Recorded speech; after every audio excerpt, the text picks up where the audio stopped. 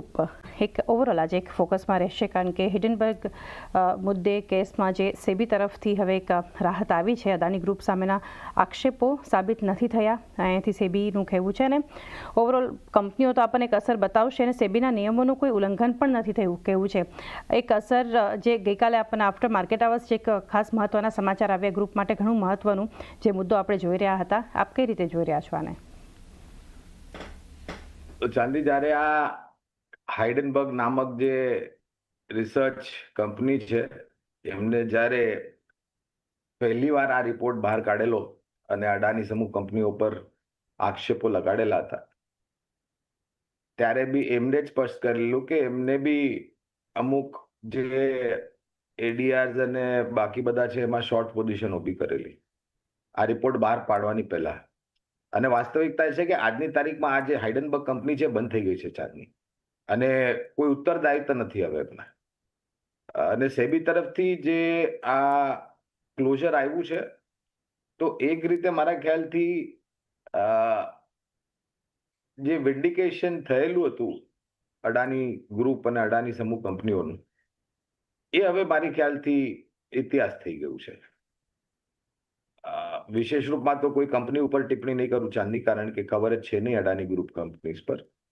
પણ કદાચ આ જે સ્પષ્ટીકરણ આવ્યું છે એના લીધે અડાની ગ્રુપની કંપનીઝ કદાચ આજે એક સ્પોટલાઇટમાં રહે એવું અનુમાન છે. અને કદાચ આવતા અઠવાડિયે બી કદાચ લોકો વધારે પડતું ધ્યાન આપશે, કારણ કે આવા જ્યારે આક્ષેપો લાગે અને પછી કોઈ સાબિતી ન થાય અને એનું પછી સ્પષ્ટીકરણ આવી જાય અને એને ઇતિહાસ બનાવી દે છે, તો ત્યારબાદ એક રિલીફ રેલી જે કહીએ ને ચાંદની આપણા શેર માર્કેટની ભાષામાં, એ તમને જોવા મળી શકે છે. ગ્રુપની કંપનીઓ પણ આજે ખાસ આપણે એક નજર રાખવાની છે કે જે રીતે ઘણી રાહતની અપડેટ ગ્રુપ પર આપણને આવતી જોઈ રહ્યા છે. રાકેશજી, ટેકનિકલી અગર જોઈએ સ્ટોક્સ ખાસ કરીને આપણે જે નજરમાં રાખવાના છે, અદાની પોર્ટ, અદાની એન્ટરપ્રાઇઝિસ માટે પણ એક ખાસ કરીને આપણે નજર રાખીશું. અદાની પાવર છે, અદાની ગ્રીન.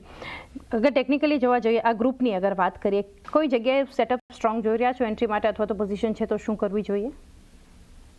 આમાં બેઝિકલી બે કંપનીમાં સેટઅપ સ્ટ્રોંગ દેખાઈ રહ્યો છે. અડાની પોર્ટમાં સેટઅપ સ્ટ્રોંગ દેખાઈ રહ્યો છે અને અડાની પાવર, આ બે ચીજમાં સેટઅપ સ્ટ્રોંગ દેખાઈ રહ્યો છે કમ્પેર્ડ ટુ અડાની એન્ટરપ્રાઇઝ. આ જે સ્ટોક્સ છે બધા ધીરે ધીરે મંદીથી બહાર આવી રહ્યા છે, પણ અડાની પોર્ટ અને અડાની પાવર મંદીથી બહાર આવી ચૂક્યો છે અને અડાની એન્ટરપ્રાઇઝ હવે કોશિશ કરી રહ્યો છે. એટલે if I have to choose the stock, I will choose Adani ports and Adani power for my trading or investment purpose. Okay, Adani power, Adani port માટે પણ એક ખાસ કરીને એક ફોકસ રાખવું જોઈએ ટ્રેડિંગ માટે. અગર આ ગ્રુપમાંથી કોઈ કંપની પર ફોકસ રાખવું જોઈએ તો ન્યૂ એજ કંપની